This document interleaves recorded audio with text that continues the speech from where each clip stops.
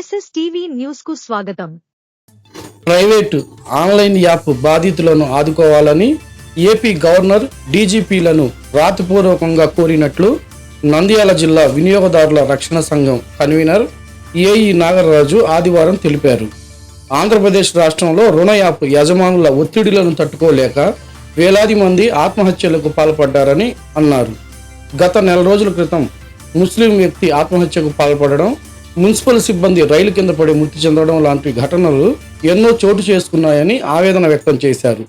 పత్రికలలో వచ్చిన వార్తల ఆధారంగా సుమోటో కేసులు నమోదు చేసి బాధిత కుటుంబాలను ఆదుకోవాలని డిమాండ్ చేశారు.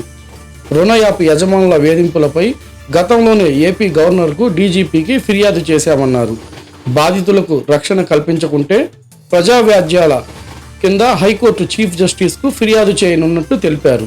కార్యక్రమంలో నంద్యాల వినియోగదారుల సంఘాల నాయకులు చిన్నమద్దయ్య నాయుడు, శ్రీరాములు పాల్గొన్నారు.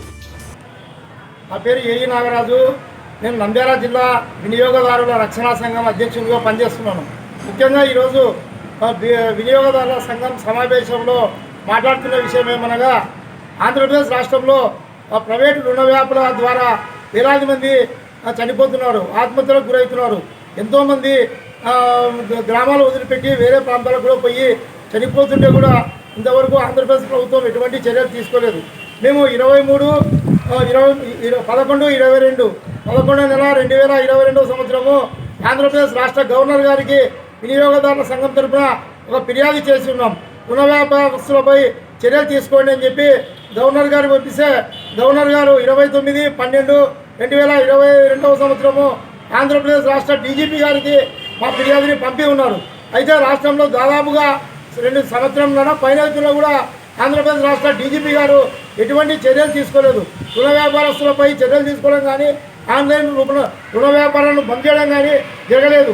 అది చేయనందువల్ల రాష్ట్రంలో వేలాది మంది రుణ బాధితుల వేదనకు గురయ్యి చనిపోతున్నారు. ఆంధ్రప్రదేశ్ రాష్ట్ర గవర్నర్ గారు, డీజీపీ గారు నివాసం ఉండే ప్రాంతంలో కూడా వందలాది మంది చనిపోవడం జరిగింది.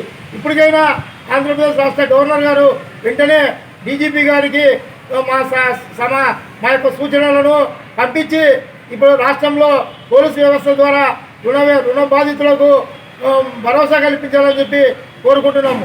ఈరోజే డోన్ పోస్ట్ ఆఫీస్ నుంచి రిజిస్టర్ పోస్ట్ ద్వారా ఆంధ్రప్రదేశ్ రాష్ట్ర గవర్నర్ గారికి తిరిగి సమాచార హక్కు చట్టం ద్వారా డీజీపీ గారు తీసుకున్న చర్యలను మాకు తెలియజేయాలని చెప్పి రాష్ట్ర గవర్నర్ గారికి పోస్ట్ ఆఫీస్ ద్వారా ఈరోజు పంపించడం జరిగింది. ఇప్పటికైనా ఆంధ్రప్రదేశ్ రాష్ట్ర గవర్నర్ గారు, రాష్ట్ర హోంమంత్రి గారు, ఆంధ్రప్రదేశ్ రాష్ట్ర principal chief secretary, home department వారు, డీజీపీ వారు రాష్ట్రంలో ఉన్న అందరి ఎస్పీలకు, డిఎస్పీలకు, పోలీస్ శాఖకు రుణ బాధితులకు భరోసా కల్పించి తర్వాత సమావేశాల ద్వారా వాళ్ళకు చైతన్యం తీసుకురావాలని, అదేవిధంగా రుణ వ్యాపారులపై చర్యలు తీసుకొని కేసులు కూడా బనాయించాలని చెప్పి మేము ఈ విధంగా విజ్ఞప్తి చేస్తున్నాం. ఇప్పటికైనా రాష్ట్ర వ్యాప్తంగా ఈ పోలీస్ వ్యవస్థ ఈ రుణ వ్యాపారస్తులపై చర్య తీసుకోకపోతే ఆంధ్రప్రదేశ్ రాష్ట్ర హైకోర్టు చీఫ్ జస్టిస్ గారికి ప్రజా వాయిద్యాల కింద కూడా మేము ఫిర్యాదు చేస్తామని చెప్పి తెలియజేస్తూ, నా పేరు ఏఈ నాగరాజు, ఈ నంద్యాల జిల్లా వినియోగదారుల రక్షణ సంఘం అధ్యక్షునిగా పనిచేస్తున్నాను. ఈ కార్యక్రమానికి శ్రీరాములు గారు, తర్వాత చిన్నమద్దయ్య గారు, చంద్రశేఖర్ గారు, మాదన్న గారు ఈ కార్యక్రమానికి ఇచ్చేసి మా వంతు సహకారాన్ని అందిస్తామని చెప్పి వారు కూడా తెలియజేసినందుకు ధన్యవాదాలు తెలియజేస్తూ